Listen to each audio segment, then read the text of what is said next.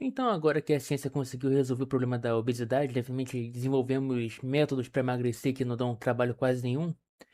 De repente, o pessoal do body positive, né, aquele pessoal que celebrava a obesidade, falava que a obesidade na verdade era bonito, que você tinha que ser assim, que você tinha que aprender a se amar, parar de se odiar e tal. De repente, eles começaram a abandonar essa ideia, né, começaram a querer emagrecer de novo. Quase como se o motivo de toda a militância é porque eles queriam que todo o resto do planeta aceitasse as péssimas escolhas que eles fazem, né, e a escolha de continuar sendo obeso. E agora que é mais fácil, né, que eles conseguem lutar contra a obesidade com mais facilidade, de repente não é mais um problema. Agora a pessoa fala, eu quero emagrecer e sempre foi uma questão, sempre quis emagrecer. Aí se olhar o passado da pessoa, para de se odiar. É uma epidemia esse negócio da pessoa que ficou rica, ficou com dinheiro, começar a querer emagrecer, né? Depois que passou anos incentivando a obesidade, anos defendendo que ser obeso era algo natural, que era algo bonito, que não, eu sou obeso, mas sou saudável. E não lembra da Thaís Carla, né, naquele famoso vídeo dela que ela vai fazer exercício, né? Provando que ela é uma pessoa saudável, né? Ela só de dar um pulinho, quase quebra a perna. E fica falando o vídeo inteiro que não, o pessoal vai falar que é porque eu tô gorda, mas não é porque eu sou gorda não, gente. Isso aqui foi um acidente, qualquer um podia acontecer isso.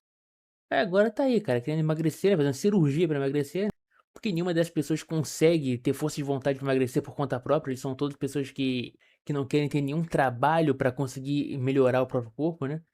Não querem passar por nenhuma dificuldade grande. Uma vez eu falei com uma pessoa, né, a pessoa tá falando sobre ser gordo e tal. Eu falei, ah, você precisa emagrecer, cara, e tal. Aí a pessoa falou, ah, mas pra você é fácil, sempre foi magro. As pessoas me veem assim com, tipo, 70, 80 quilos, pensam que eu sempre fiz esse peso. Sendo que até meus 17 anos eu pesei quase 120 quilos. Eu sou um ex-obeso e com muito orgulho de falar que eu sou um ex-obeso por vontade própria. Eu não fiz nenhuma cirurgia, eu não tomei remédio, não fiz nada, cara, só dieta e exercício. É só o que você precisa. Mas a questão aqui não é saúde, não é cuidar do próprio corpo, não é sobre isso. Eles não se importam com isso. O negócio deles é só aparência porque eles querem ser queridos. Isso aí pelo próprio caso da Thaís Carla, ela era casada com um cara que ele era claramente um fetichista, ele seguia vários perfis de mulher obesa por motivos claramente de fetiche. Aí agora que ela emagreceu, de repente os dois decidem se divorciar e ela tem que sair na mídia falando, não, gente, não foi porque ele tinha fetiche não, nada disso. Quando a gente sabe que claramente o motivo pelo qual eles estavam juntos é porque ele tinha um fetiche na doença mental dela, e a doença dela fazia com que ela não quisesse se melhorar, não quisesse consertar os próprios problemas, né? Não quisesse se curar da doença. Gente, eu e Israel, para de inventar coisa. Eu e Israel, a gente, depois de muitos anos, começamos a ter ideias e criatividades e pensamentos diferentes do que a gente quer pro futuro. Coincidentemente, no mesmo período que ela resolveu emagrecer, no mesmo período que ela decidiu abandonar a obesidade, isso acontece. Eu sei que ele é pai dos filhos dela, eles foram casados por muito tempo, então ela tem alguma noção de ter uma certa, como é que eu posso dizer, uma fidelidade a ele, né? Mas, cara, é só você admitir que ele tá junto com você porque ele era obcecado por gente do seu tipo físico e agora você não quer mais ser daquele tipo físico. É só isso. Não tem nada de muito profundo nisso. Mas o pior é que eu nem posso dizer que isso é um mal desse pessoal desses adoradores de obesidade, né? Não é um problema só deles. Isso é uma parada que você vê isso constantemente em quase toda influência da internet, que são os caras que eles não querem que as pessoas tenham uma visão negativa deles. Caras que mudam de personalidade, mudam de gostos, mudam de conteúdo pra agradar um público maior, pra se manter relevante. Esse vídeo aqui, cara, é um vídeo que eu acho muito engraçado, que é o vídeo do tio Orochinho segurando risada, né? Porque ele não pode rir enquanto fazem piada sobre o tio do Alanzoca que morreu lá de Covid na época, ele falou que ele votou no Lula por causa do tio dele. Esse é o ídolo de vocês. Ian Neves acabou de xingar o tio Eu quero que Orochi. seu tio se foda. Eu quero que o seu. Cara, esse é o que é o problema. O problema é que o Orochinho, ele é um cara que eu vejo que ele é um dos nossos, sabe? Ele é um cara da zoeira, um cara que claramente ele não tem essa visão que ele tem que passar pro público viado dele. Que ele criou, infelizmente ele cultivou, né, esse público irônico dele, esse público que é basicamente mulher adolescente e homem viado. Aí ele tem que fingir que ele não é desse jeito aqui que ele é, cara, que ele sempre foi. É igual lá o filho da puta do Arthur Petri fingindo no podcast lá com o Mário Schwartzman, né? Que o Mário, eles estão discutindo sobre Covid e tal, ele fala que, me falaram em segredo, né? Antes da gravação. Ah, eu tomei o remedinho também, mostrando que ele tá lá com a tal da Ivermectina, né? Aquele remédio do Bolsonaro. Aí durante o programa ele começa a defender a vacina, defender, falar que não, tem nada a ver isso não, Covid não se toma esse remédio não. Ele tenta fingir que ele segue o ideal científico, médico da época e tal. Aí o Mario, como é um cara completamente despirocado, né, um cara que não se importava com nada, ele vai lá e fala a verdade, fala que, pô, cara, mas você me mostrou que você tinha tomado remédio lá antes, que você não confiava no consenso médico, assim como eu, só que na frente da câmera você quer passar outra persona.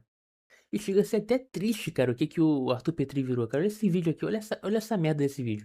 Legal esse restaurante, né? Eu vi que tem uma porção de linguiça bem boa até. Linguiça? Lá é ele, man. Quero linguiça não.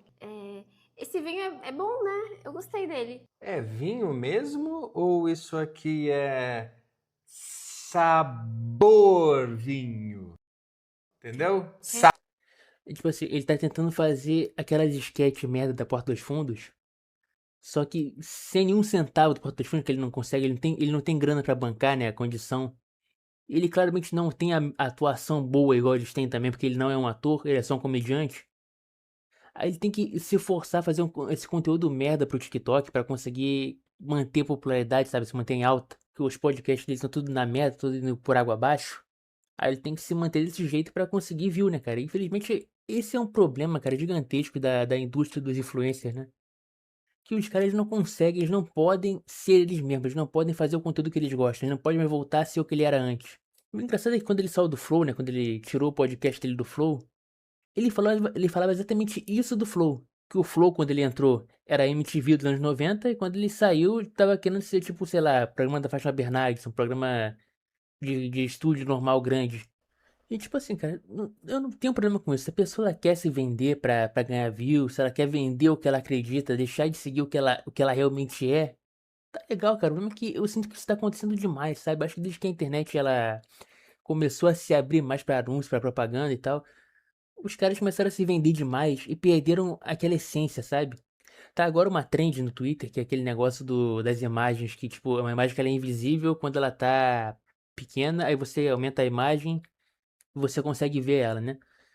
E você vê a quantidade gigantesca de bot postando esse tipo de conteúdo, inundando a timeline, fazendo com que a timeline ficasse intragável de você conseguir entrar, conseguir ver as notícias, conseguir ver os tweets que você segue. Chegando no ponto que eu basicamente fiquei só na aba seguindo, ao invés de ficar na aba que eles mostram lá no início, né, a aba inicial. E a internet meio que tá virando só isso, cara. Tá virando só conteúdo pra bot, conteúdo que agrada essa maioria burra que só quer consumir o mesmo conteúdo sem parar. Aí você quer ver uma coisa diferente daqui, uma coisa que combine mais com sua personalidade? Não tem, cara. Foi uma parada extinta. Tipo, esses caras, tipo o Orachinho, o Arthur. Os caras, a gente sabe que eles não são assim, que eles não são essa persona que eles querem vender aqui. Não é que eles não são essa pessoa. Pode ser só um personagem desde o começo. Eles sempre foram personagens na internet, tá bom. O problema é mais que eles não são o conteúdo que eles querem fazer. Eles têm que fazer o conteúdo que eles querem que o público assista, querem que o público goste. Aí o cara tem que sair às pressas do vídeo pra ele não morrer de gargalhada da morte do tio da Lanzoca, porque ele não pode, porque o público não vai aceitar. O Arthur tem que fazer esse conteúdo merda pra TikTok pra agradar esse público adolescente, que agora ele quer cultivar esse público web comunista, né, cara? Como se ele conseguisse tirar alguma renda disso, porque ele consegue mais views agora.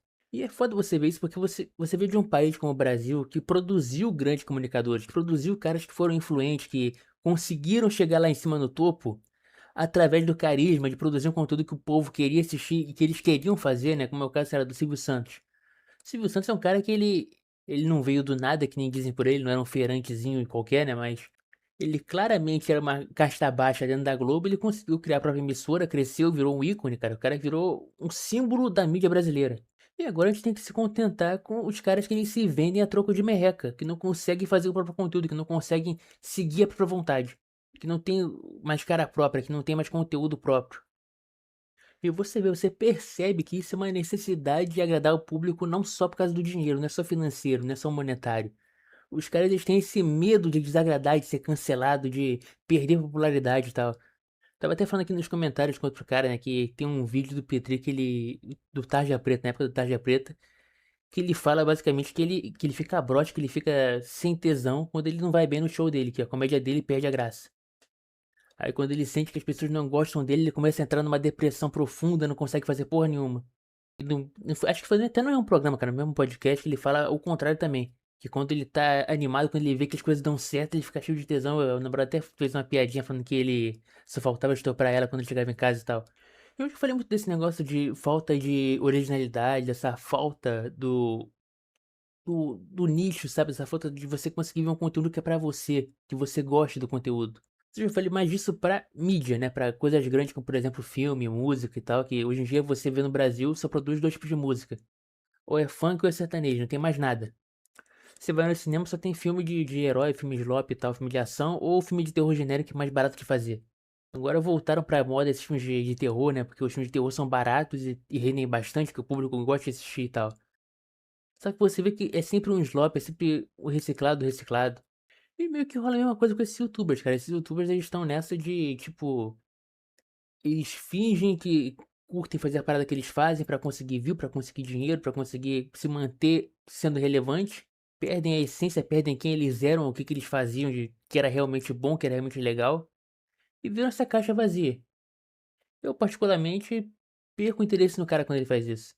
Eu já falei aqui que eu parei de assistir o Petri faz, tipo, uns 2 anos já que eu não assisti um vídeo dele direito. Os únicos vídeos dele que eu vi recentemente foram os que eu fiz react aqui no canal. E só porque eu fiz o react, né? Senão eu nem fazia, porque era conteúdo, era interessante de fazer, eu fiz. Senão eu nem teria entrado pra assistir e tal. O Orochi mesmo, não cara que eu até assistia lá em 2017, 2018, até a época da pandemia mais ou menos, assistia o conteúdo do cara, né? Quando ele fazia conteúdo Mil Grau, quem lembra do conteúdo de Naruto que ele fazia? Era maneiro. Eu sinto que o cara, ele se pegou muito no negócio comercial. Eu lembro quando eu parei de acompanhar ele naquela época do canal do Guaraná, o Coisa Nossa. Acho que era Coisa Nossa o nome. Que, inclusive não foi só ele que morreu ali, né, cara? O Matheus Canella também morreu de vez quando ele começou a fazer essa parada. Ele se entregou pra irrelevância. O canal dele sumiu. Desapareceu. Ele quis focar só em fazer propaganda pra Guaraná.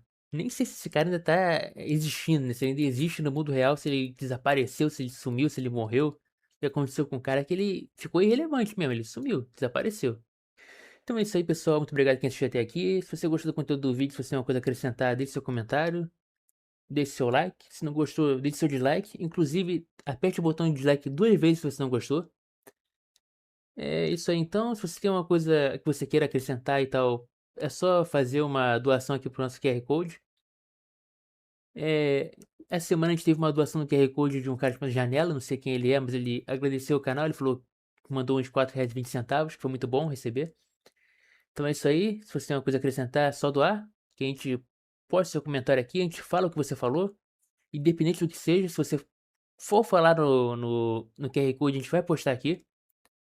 Então é isso aí, galera. Muito obrigado a quem assistiu. Valeu, falou, fui.